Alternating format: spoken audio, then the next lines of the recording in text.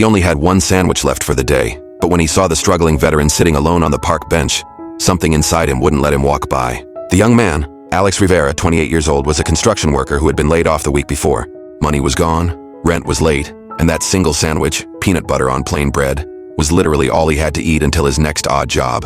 He had come to the small park in Denver, Colorado, to clear his head and pray quietly for a breakthrough. Across the bench sat the veteran, Robert Ellis, 62 years old, wearing a faded army jacket with Iraq war patches, his face lined from years of service and recent hard times on the streets after losing his apartment. Robert stared at the ground, stomach growling audibly, too proud to ask anyone for help. Alex noticed the patches, the dog tags peeking out, the quiet dignity despite everything. Without a second thought, Alex walked over and held out the wrapped sandwich. "Sir, I don't have much, but please take this. You look like you need it more than I do right now." Robert looked up, surprised, eyes softening. "Son, that's your lunch. I can't take your last bite." Alex smiled gently. "I've gone hungry before. You've gone through worse for all of us. Eat it, please." Robert accepted it with trembling hands, tears welling up as he unwrapped it slowly and ate every bite like it was a feast. When he finished, he stood shakily, placed a weathered hand on Alex's shoulder, and spoke in a low, steady voice. "Young man, you fed me when I had nothing. God sees acts like this. Your kindness won't return small. It'll come back bigger than you can imagine." Alex nodded, thinking it was just grateful words, and walked away feeling lighter despite his own empty stomach. Days turned into weeks. Alex kept hustling odd jobs, barely scraping by. Then one afternoon his phone rang, an unknown number.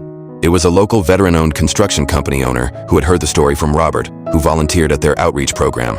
"We need reliable hands on a big federal contract job starting next week.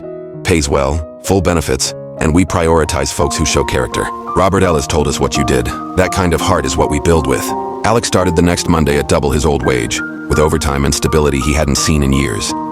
Within 6 months, he saved enough for a down payment on a small house, got his own truck for work, and even started a side fund to help other laid-off workers. One evening, he drove back to that same park bench. Robert was there again, this time looking healthier, wearing a clean shirt and holding a coffee from the VA center.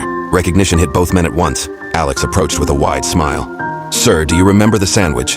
Robert stood and embraced him like family.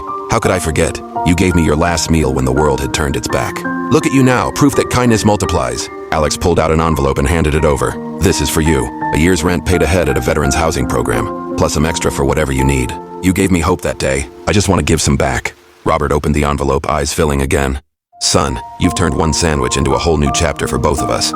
They sat together on the bench as the sun set, two strangers connected forever by one simple act of compassion. Helping a struggling veteran with your last bit can change lives in ways that circle back bigger than anyone expects. If this story touched your heart and reminded you that kindness to our veterans always returns multiplied, comment kindness below so more people remember to honor those who served.